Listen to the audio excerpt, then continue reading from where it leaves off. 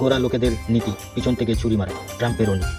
কাল পর্যন্ত বলছিল যে ভারতের উপর 50% ট্যারিফ লাগিয়েছি, ভারত দেখা নেই। ইউনিয়নকে বলছিল ভারতের উপর 100% ট্যারিফ লাগিয়ে দাও, অনেক কিছু বলছিল।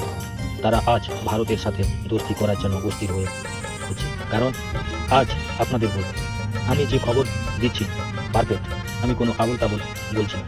ট্রাম্প আস্তে আস্তে ভারতের পাশে রিস্তা ভালো করার জন্য লেগেছে। আমেরিকার রিস্তা ভালো হওয়ার জন্য 20 বছর হয়ে গেছে। ট্রাম্প ওই একটা ঝটকাতেই ভারতের সাথে রিস্তাটা ভেঙে দিল। এখন ট্রাম্পের উপর ভরসা করা সবার সম্ভব না অসম্ভব। টুইট করেছে আমেরিকা, আগে আসার দিন 9 সেপ্টেম্বর ভারতের প্রধানমন্ত্রী আমার বন্ধু, তার সঙ্গে কথা বলার জন্য উপস্থিত আছি। আমরা দুই দেশের সঙ্গে কথা বলার কোনো অসুবিধা হবে না। আবার ইউরোপ ইউনিয়নের 12 সেপ্টেম্বর একটা চিঠি লিখেছেন G7-কে যে ভারতের ও আর চীনের উপর 100% ট্যারিফ লাগিয়ে দাও। রুশের এই কাঁচা তেল কেনার জন্য ভারত ও চীনের উপর ট্যারিফ লাগিয়ে দিলে আস্তে আস্তে সোজা হয়ে যাবে। আসলে আপনারাই বলুন, আমেরিকা ও ট্রাম্পের উপর ভরসা করা সম্ভব না অসম্ভব?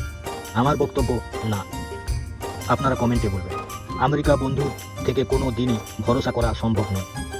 1 সেপ্টেম্বর ভারত ও চীন মেশার জন্য আমেরিকার 50% ট্যারিফের কথা ভুলে ভারতের সঙ্গে মিশতে চাইছে। চীন ভারতের ছবি ট্রাম্পের কেমন আগুন লাগছিল আপনারা দেখুন। 5 সেপ্টেম্বর ট্রাম্প বলে যে ভারতকে আমরা হারিয়ে ফেলেছি। 6 সেপ্টেম্বর বলে মোদি আমার বন্ধু আছে। 9 সেপ্টেম্বর বলে ন্যাচারাল সাচিদারে ভারতের সাথে আসা দরকার আছে। আবার 9 সেপ্টেম্বর আবার পাল্টি মারছে। ইউরোপ ইউনিয়নের কেউ বলছে যে 100% ট্যারিফ লাগিয়ে দাও। মনে হচ্ছে যে আমেরিকা নিজের চাল চলছে, ট্রাম্পকে কেউ চালাচ্ছে।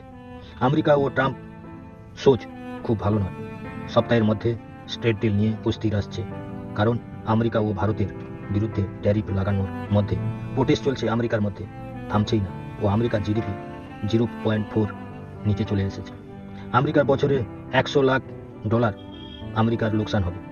এই লোকসান আমেরিকার জন্য কোনো ব্যাপারই না, কিন্তু আমেরিকার কাছে ভারতের এই কূটনীতি ও ডলারের উপর পড়তে পারে, যেটা আমেরিকার জনতা ও ট্রাম্পের উপর পড়বে। মোদি এখন গ্লোবাল লিডার, তার জন্য আমেরিকা ভারতের পাশে আসতে চাইছে।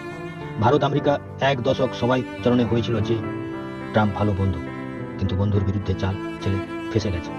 এটাও আবার আছে যে জিও পলিটিক্সে রাষ্ট্রের জন্য কোনো দরকার পড়লে সবাই বন্ধু, সবাই আমার শত্রু। ট্রাম্পের চারপাশে আছে হামবারা, বলে আমি শের, ওরা শের নয়, ওরা রাস্তার কুকুর। কেউ কিছু বলুক আর না বলুক, ঘেউ ঘেউ করে। তাদের জন্য ভারতের ও আমেরিকার ফাটল নাম।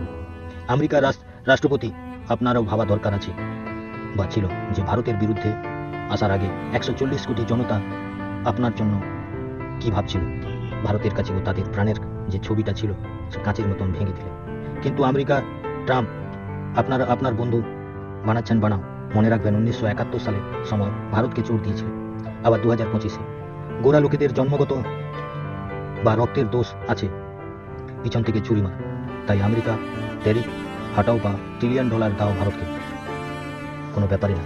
জনতা বা প্রধানমন্ত্রী সব জেনে গেছে যে আসলে আপনাদের উপর ভরসা করা সম্ভব না। ভারত সাফ বলে দিল যে আমেরিকা বাজার বন্ধ হলে কোনো ব্যাপারই না। ভারতের কাছে নতুন বাজার অনেক আছে, যেমন জাপান, অস্ট্রেলিয়া, দক্ষিণ আফ্রিকা, ইউরোপিয়ান দেশের বাজারও পেয়ে গেছে। সব থেকে ভারত চীন কমিউনিকেশনকে আমেরিকাকে চিন্তায় ফেলেছে। মোদি সাফ সন্দেশ দিয়ে দিল যে পুরনো ভারত ভুলেও যেন না ভাবে। প্রধানমন্ত্রী 140 কোটি জনতার অভিমানকে আমেরিকার কাছে ঝুঁকতে দেয়। লিডার হতো ऐसा हो। আজ সেই জন্য দেশের লোকেরা ও বিদেশের লোকেরা শক্তিশালী লিডার হিসাবে ভাবে প্রধানমন্ত্রীকে। জয় হিন্দ, জয় ভারত।